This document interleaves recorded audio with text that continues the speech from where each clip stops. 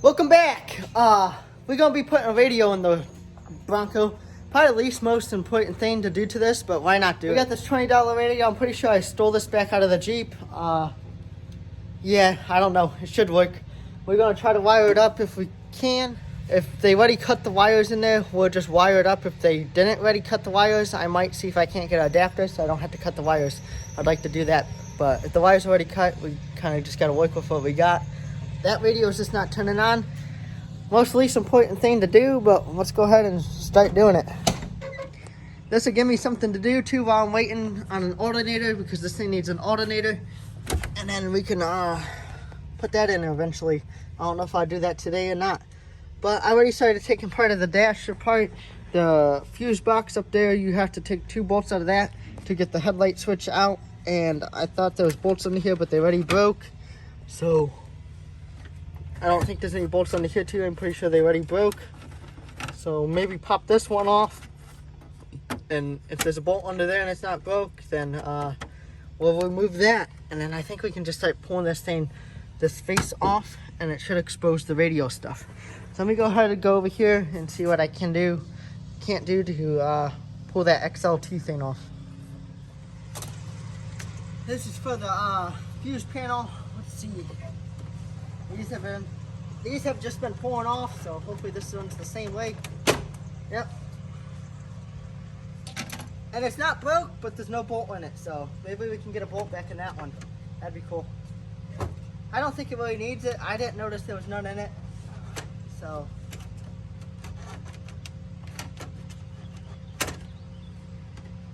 I'm guessing just these screws up here, pull those out, and then we can pull this whole thing down, hopefully.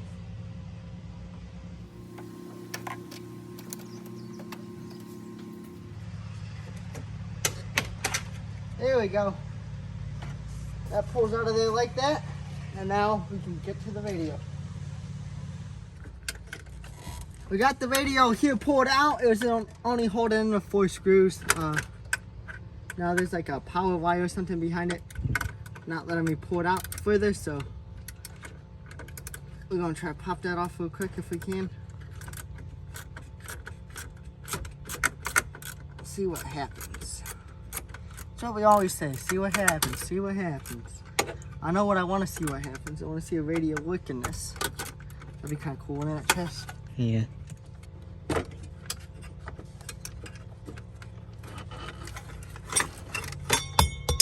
Oh, there's the clip thing.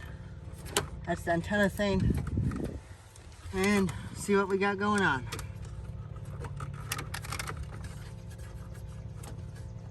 It's looking like we got wires everywhere. What I'm gonna do off camera is I'm gonna go through some of these wires, try to see what they're doing, and then we'll go from there. Me and Travis got some things figured out, did we? Yeah. So if this memory wire, I think that's what that is, power wire, and use this as a ground, we get the radio to come on. I think that'd be fine.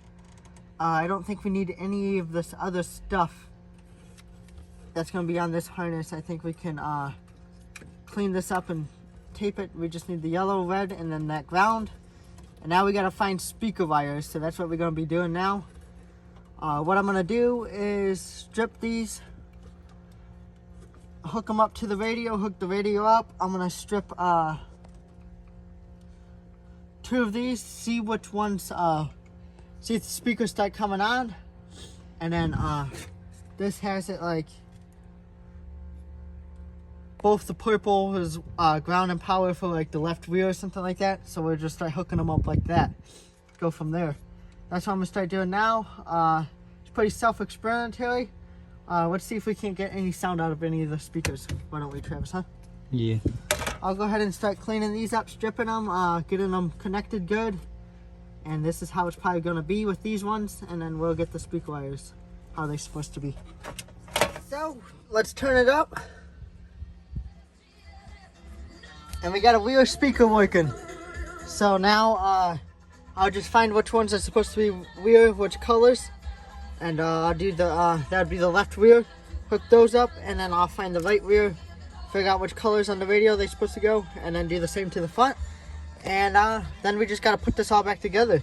But pretty simple. I'm surprised the speakers are working, and they actually sound pretty decent. Got the radio all back in there. We took the face off the other one, cut the plastic things out of it, and then Dan hot glued this radio into that plastic thing for now. Ha, it works. I will be buying a new radio for it and all 4 speakers, but we got 2 back ones for now, so we got some sound, so we should be cool. Cool as some cucumbers, you know. Let me get this all back together, and I guess we'll go right into throwing the alternator on this bad boy. We're gonna pull this air box out real quick. Sound good, Dan? Yeah. And now that we got tunes in the truck, that was most important.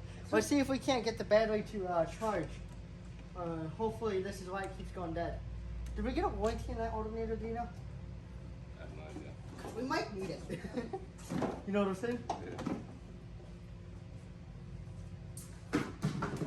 Pull the air box out. It's quick disconnect on that bad boy. And then it's looking like if you get on in here, we got 1 bolt up here, and there's a bolt under there. The bolt under there's a 16. I can't remember if this was a 13. It must be a 14, so I'll grab a 14 real quick. We'll loosen those up and then see what wires are attached to this alternator.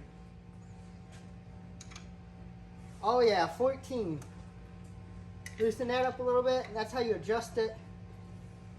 I don't know, this alternator could have been bad for a while because it was loose when we started working on the truck and I tightened it up. That's why it was squealing.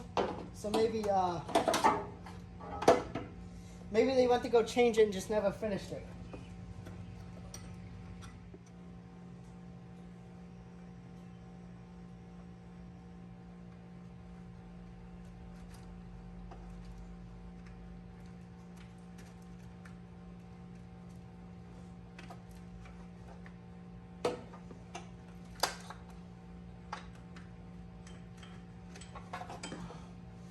It's a long boy in there.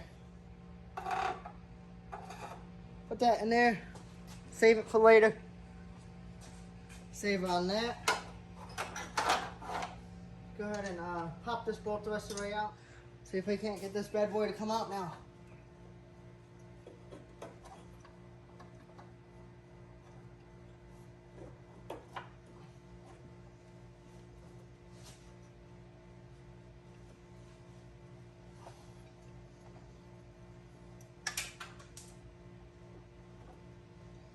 Drop something. Let's see if we can figure out what that was.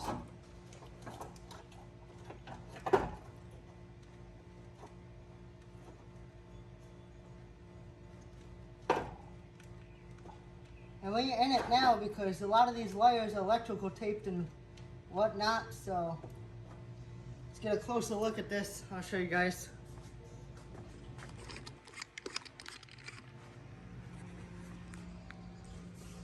A lot of these wires are electrical taped and going to it all the way through here.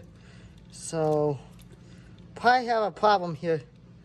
It looks like a clip here, and I don't know if that's a clip or not, but this alternator kind of looks different over here.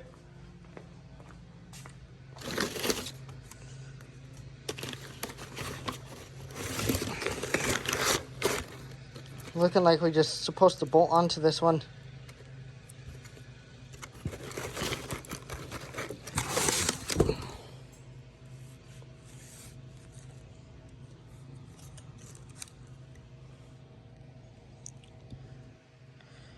This one don't even have any clips on it, so that ain't good. Let me do a little bit of research here, thinking, and see what I can come up with. Multiple fails trying to get this alternator to work. We took one apart, tried to make another one work. That didn't work.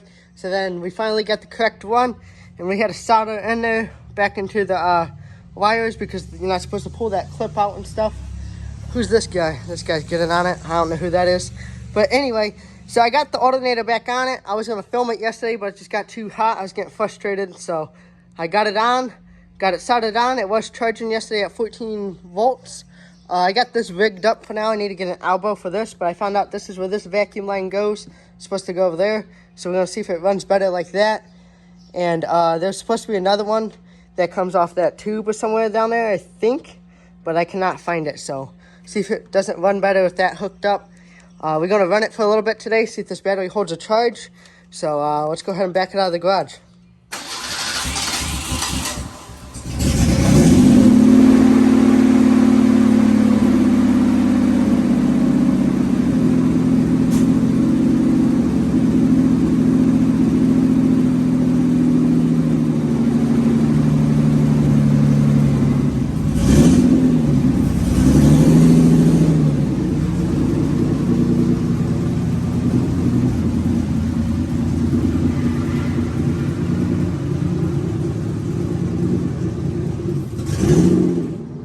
A little bit rough. I got some sensors in an idea to change, and it might be that vacuum line that we hooked up to. I might have it on the wrong port, or it might not be working correctly since it's supposed to be 2 of them. We got a little bit of a high idle. Probably gonna have to go over all the vacuum lines and stuff like that.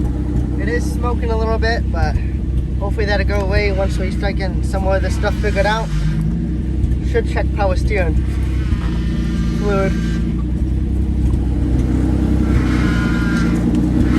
See what that does if we check that. Just take it around the yard. It is running a lot better though, so we are making progress.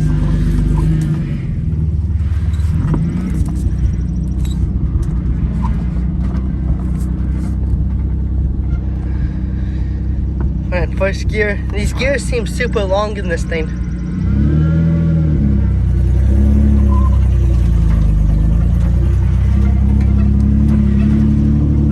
Has decent throttle response.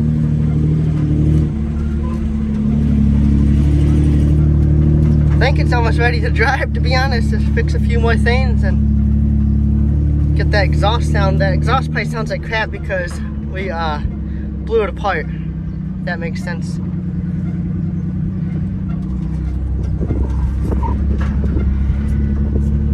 We got another one to roll down. We'll get that done eventually. Back it up here and get on it a little bit, see if it goes anywhere.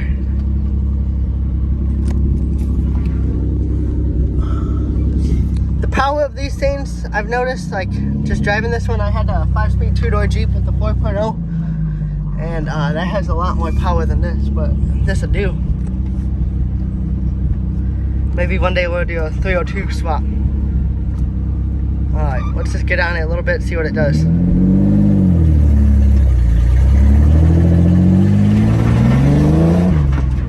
Goes. Actually a lot better than I thought it would have.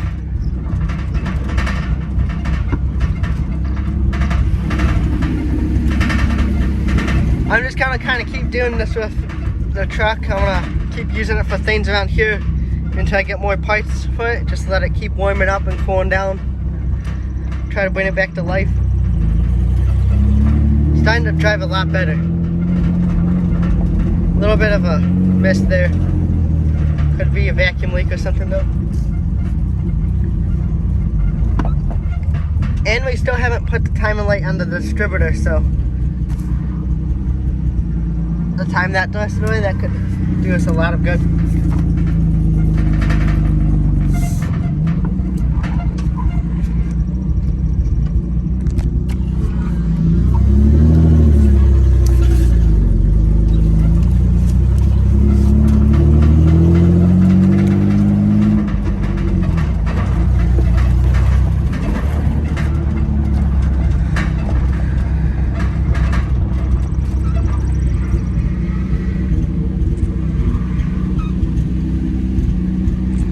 Alright, well let's sit here for a little bit, see what it's going to do, see if it's going to overheat or not, and then go from there.